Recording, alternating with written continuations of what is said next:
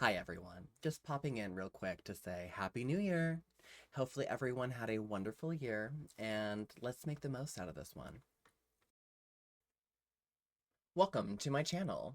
If you love your true crime dark, a little messy, and proudly queer, you're in the right place. And while you're here, be a dear. Hit that like and subscribe button and share it with someone who also lives for the drama. So this time, we will be doing a video without my glasses on. I apologize, I am a really blind ass bitch, and I can't really see without my glasses, but I really wanted you guys to get a full look at my makeup. So we're gonna be trying this, so bear with, please.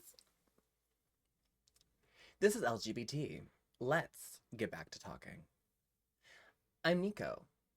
Around here, we tell stories about queer lives, the ones that ended in headlines, or never made it that far. Some were victims, some were villains, most were complicated. Tonight's story is not complicated. Tonight's story is about a man who wanted the world to know exactly how evil he believed himself to be, and who dared anyone to stop him. So, pour a drink, take a breath, and let's get back to talking. Carl Panzram was born on June 28th, 1891, in East Grand Forks, Minnesota. One of 6 children in a family drowning in poverty.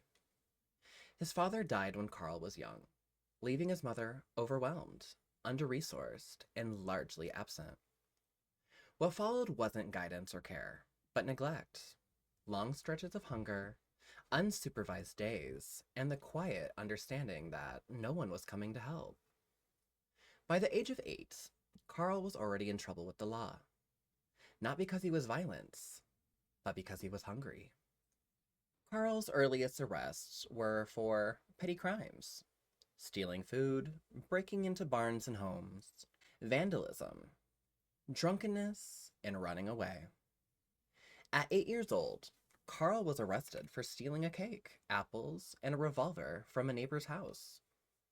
An 8-year-old child, hungry, unsupervised, able to walk away with a loaded gun. No one asked how that happened. No one asked why.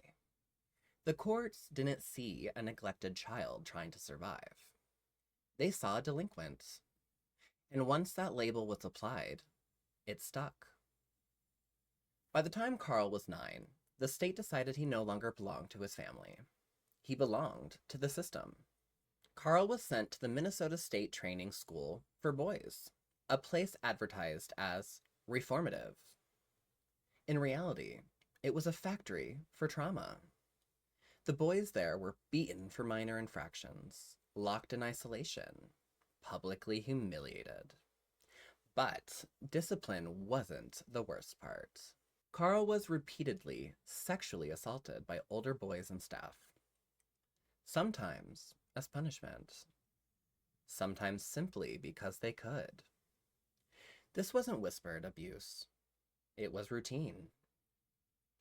Later in life, Carl wrote that this place taught him exactly 3 lessons. Authoritative figures cannot be trusted. Pain is power. And mercy does not exist. This is where Carl Panzram didn't just lose his childhood. This is where he learned to hate. Carl eventually escaped the training school, but he didn't run towards safety. He ran towards the road. By his early teens, Carl was already in and out of jails, exploited by adults, and hardened by violence.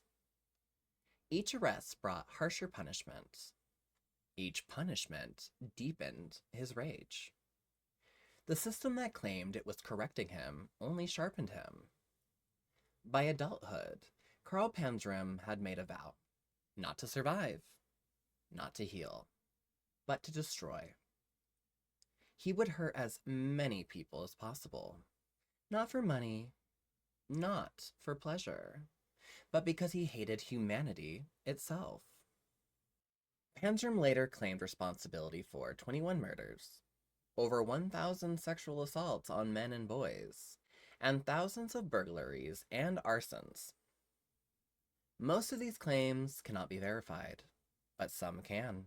One confirmed murder occurred in Salem, Massachusetts, where Carl raped and killed a sailor, then dumped his body into the harbor.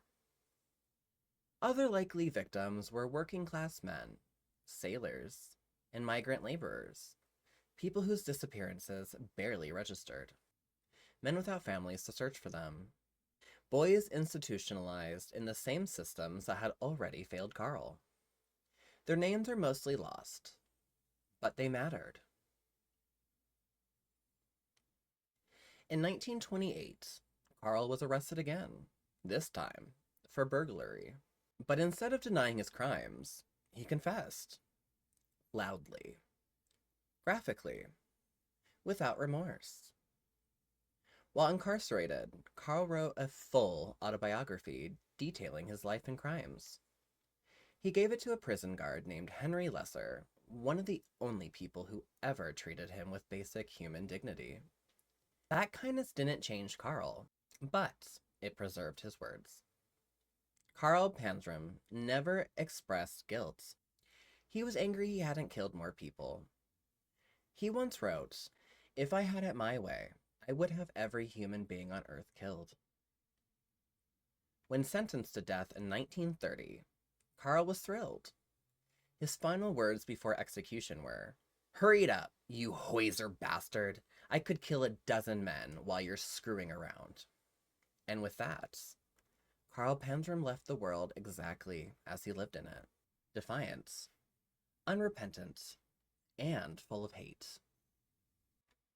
Carl Panzram was not born a monster.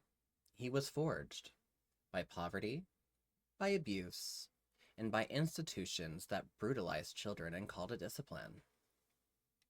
That does not excuse what he did, but it explains how cruelty, when left unchecked, multiplies. And the people who paid the price were not monsters. They were human beings. You've been listening to LGBT.